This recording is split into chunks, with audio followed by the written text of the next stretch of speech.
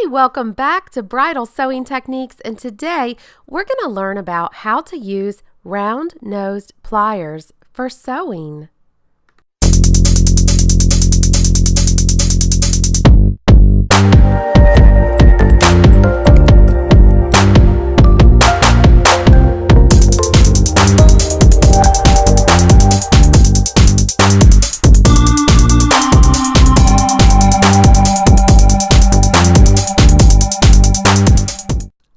Oh my goodness.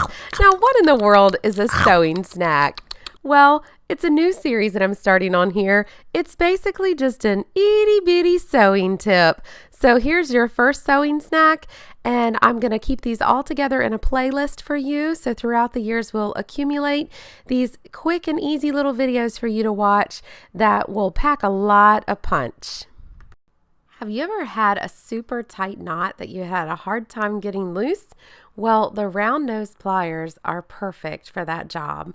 I'm going to show you a few different ways that I use these pliers, and then you'll understand why I keep them right to the right hand side of my sewing machine or wherever I happen to be sewing at for the moment. These pliers actually have multiple ways in which they function. You can see the pointy tips, followed by the blocky part that you can really grip stuff with, grip the needle, the eye of the needle, and then it also has the cutters down below that. So there's lots of jobs you can use them for, and as you keep them nearby, you're going to discover more and more things that you can use them for.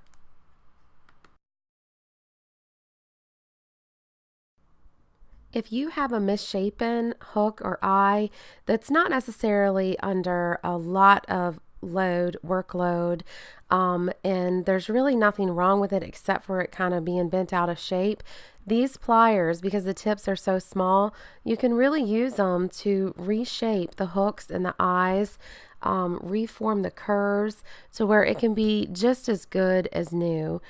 Again, if this was in a very critical spot bearing a lot of workload, I would replace the hook or loop. Now here's another way that you can use the pliers. You can actually use them for sewing through thick lace and fabric.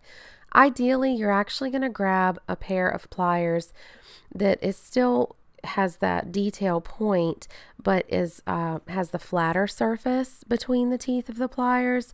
That's going to give you a little bit more control, but these, as you can see, you can use them in a pinch if you need to. Just be careful not to jab yourself.